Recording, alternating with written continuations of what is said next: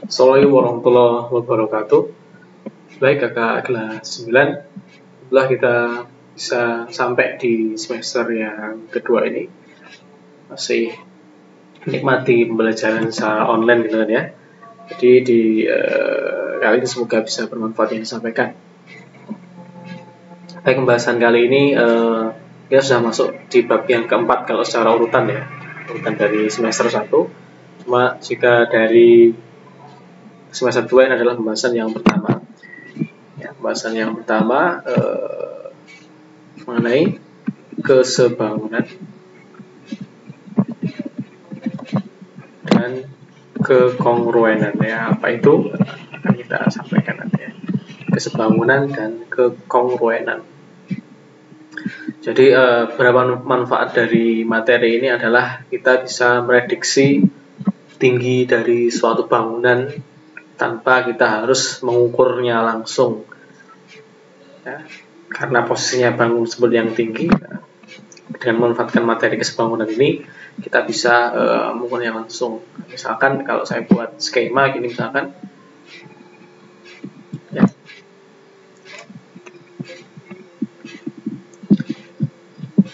ini posisi kalian ya yang sedang mengamati sebuah bayangan dari, misalkan kalian berikan tongkat di sini, kemudian terdapat bayangannya, bayangan dari tongkat, misalkan kalian saat siang hari ini ya, bisa dipraktekkan. Kemudian di balik tongkat ini ada sebuah gedung misalkan ini ya, dia posisinya sebangun ya, memenuhi konsep kesebangunan. Jadi kalian bisa menentukan berapakah tinggi dari gedung ini ya, tanpa harus mengukurnya langsung. Hanya perlu kalian mengetahui panjang dari stick atau panjang dari tongkat yang kalian dirikan di sini dan panjang bayangannya ya, bayangan tongkat setelah bayangan gedung. Tanpa harus mengukur tinggi gedungnya, kalian bisa menentukan tinggi dari gedung tersebut tanpa mengukur secara langsung, maksudnya gitu. Ya, baik, pembahasan pertama untuk mengetahui tersebut, maka kita kenalkan istilah kesebangunan ya. Kesebangunan ada dua hal ya yang disampaikan di sini. Ada yang kesebangunan yang terletak pada bangun datar selain segitiga, dan kesebangunan yang ada dalam segitiga. Kita ketahui sendiri bangun datar salah satunya adalah, misalkan saya buat sebuah segi 4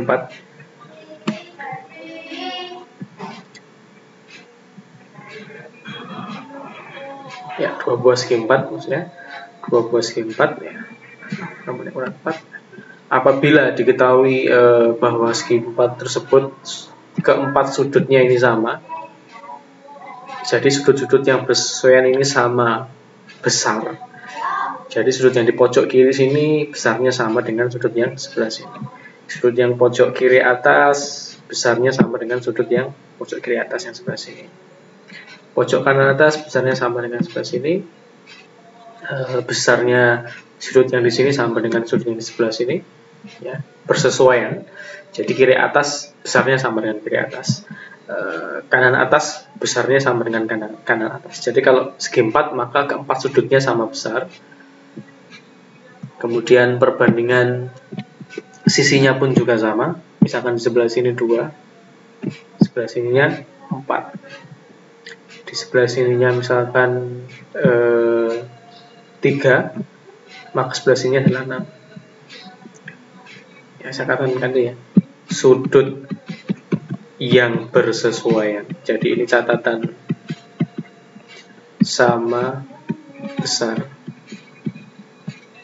Ya, ini adalah sebagai syarat kesebangunan ya, syarat kesebangunan. Jadi kalau dikatakan dua bangun datar itu sebangun, syaratnya adalah yang pertama sudut yang bersesuaian sama besar. Tadi yang sampaikan ya, sudut pojok kiri atas sama dengan pojok kiri atas, sudut pojok kanan bawah sama dengan sudut pojok kanan bawah, besarnya sama. serta perbandingan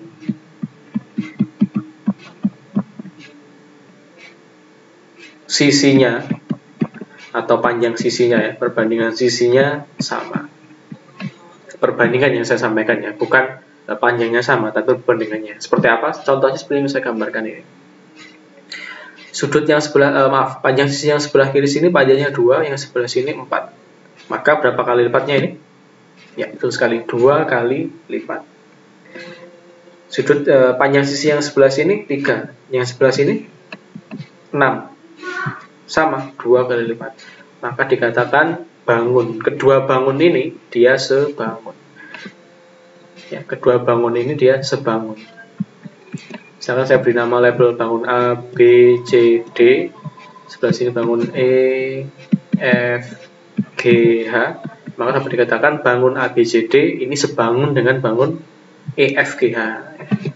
Kalian nggak perlu menuliskan A, B, C, D sebangun dengan E, F, G, H ya, ada simbol sendiri untuk kesebangunan ya. Simbolnya semacam ini. Semacam sekring ya. Kalau di modul itu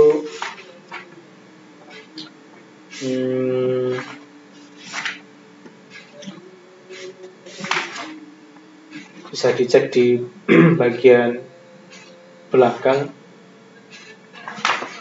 Kalau dikatakan bahwa dua bangun itu sebangun gitu ya, dua bangun itu sebangun, ya maaf terbalik ya, jadi startnya seperti ini ya, dua bangun dikatakan sebangun maka seperti ini, bukan seperti ini ya, kebalik maaf, jadi seperti ini startnya, simbolnya ini maksudnya, simbol dari kesebangunan. Maka kalau saya tuliskan dua bangun ini adalah A, B, C, D, seret kayak gini, E, F, G, H, maka dikatakan bahwa A, B, C, D sebangun E, F, G, H ya. Jadi tugas pembahasan kita pertama kali ini adalah kita menentukan apakah kedua bangun itu sebangun atau tidak, terkhusus di bangun datar ya, bangun datar selain segitiga maksudnya. Syaratnya ini ya, tadi syarat kesebangunan, sudut yang bersesuaian itu sama besar, kemudian perbandingan sisinya sama. Kalau dikatakan misalkan seperti contoh yang saya gambarkan, bahwa segi 4 ini merupakan persegi panjang, jadi A, B, C, D, dan E, F, G, H persegi panjang, dapat dipastikan bahwa besar sudut dari keempat sudut yang ada di persegi panjang tersebut besarnya adalah 90 derajat, karena sesuai dengan sifat bangun persegi panjang itu sendiri, sehingga dapat dikatakan sudut yang bersesuaian ini sama besar tanpa perlu kita mengukur dengan busur ya, karena sudah diketahui dari soalnya misalkan bahwa kedua bangun tersebut adalah persegi panjang, maka pastilah besarnya 90 derajat. Jadi syarat pertama sudah lolos, oh sudut yang bersesuaian sama besar. Kemudian kita cek syarat yang kedua, yang persegi panjang yang kecil ini sepanjangnya 2, yang sebelah sini 4, yang sebelah sini panjangnya 3, yang sebelah sini 6. Oh perbandingannya sama-sama, perbandingan sisinya sama, yaitu 2 kali lipatnya. Yang sisi tegaknya 2 kali lipat, yang sisi tidurnya juga 2 kali lipat, sama-sama ya perbandingannya, maka dikatakan bahwa ABCD sebangun dengan EFGH karena memenuhi kedua syarat tersebut. Nah, selanjutnya setelah mengetahui bahwa kedua bangun ini sebangun, maka dapat kita temukan konsepnya, turunkan rumusnya nanti. Ini sebagai bahan dasar rumusnya nanti ya, rumus untuk kesebangunan, bahwa perbandingan sisi yang bersesuaian sama. Contohnya kayak gini, misalkan saya tuliskan AD dibanding dengan DC, ataupun kalian tuliskan DA dibanding dengan CD juga sama ya, boleh. AD dibanding dengan DC ini sama dengan EH dibanding dengan HG ya, ingat jangan terbalik ya. Ini seperti G ya, saya tulis ulang, EH dibanding dengan HG ya, AD dibanding dengan DC sama dengan EH dibanding dengan HG, AD per DC sama dengan EH per HG. Apakah cuma satu ini? Enggak ya, jadi hubungannya enggak cuma dari dua sisi ini, tapi sisi yang lain pun juga sama. Ya, maksudnya bisa dibandingkan seperti ini. Kalau sudah tahu bahwa kedua bangun tersebut sebangun. Ini yang pertama. Lagi berikutnya. Selain itu, kalau saya bandingkan sisi yang sebelah atas ini, misalkan AB dibanding BC, AB dibanding BC, maka besarnya sama dengan ya AB BC kan ya. Saya fokuskan ke yang persegi panjang yang kecil dulu ya. AB banding BC. Nah, setelah itu fokus ke persegi panjang yang besar. Ya, sama persesuaiannya, AB bersesuaian dengan EF. Maka AB ini kita bersesuaian dengan EF. EF dibanding BC. BC sisi yang kanan, maka bersesuaian dengan sisi yang kanan juga. EF dibanding FG. Dan lain sebagainya. FG, maaf, BC dibanding CD, maka sama dengan FG dibanding GH. Dan seterusnya ya. Itu hubungan kesebangunan. Jadi setelah bisa menentukan bahwa kedua bangun tersebut sebangun, maka bisa kita tentukan hubungan dari panjang sisinya. Nah, hubungan dari panjang sisi ini tujuannya nanti bisa untuk pembahasan di selanjutnya ya, akan saya jelaskan apa fungsinya kita menentukan hubungan panjang sisi ini. Salah satunya ke ini tadi, menentukan tinggi sebuah bangunan tanpa perlu mengukur tinggi bangun tersebut secara langsung ya, karena nggak mungkin kita menggunakan meteran seukuran tinggi gedung ya, tapi cukup kita hitung dengan konsep kesebangunan. Jadi ini yang pertama ya, jadi pembahasan pertama. Kita belum ke keruan ya, belum ke sini ya, masih ke kesebangunan. Ini pertemuan yang pertama. Pembahasan kita tadi saya ulangi adalah kita tentukan bahwa apakah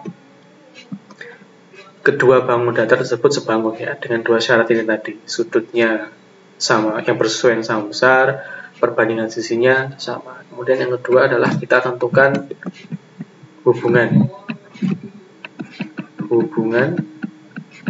panjang sisinya. Hubungannya adalah perbandingannya sama, AD banding DC sama dengan EH banding HG, dan seterusnya yang saya jelaskan tadi. Nah, untuk memahamkan konsep kalian di pertemuan yang pertama ini, ya silahkan dicek nanti di modul, ada di halaman 60 ya. Modul halaman 60 tas yang pertama ya, silahkan dikerjakan sesuai dengan instruksi yang di sana. Diminta mengukur, silahkan mengukur dan seterusnya. Silahkan nanti dihubungkan di forum via Sisau ataupun nanti ada informasi tambahan selanjutnya. Oke, saya cukupkan. Maaf karena badannya limit. Akhiran, assalamualaikum warahmatullahi wabarakatuh ya. Tugasnya adalah di modul halaman 60 tas yang pertama. Akhiran, assalamualaikum warahmatullahi wabarakatuh.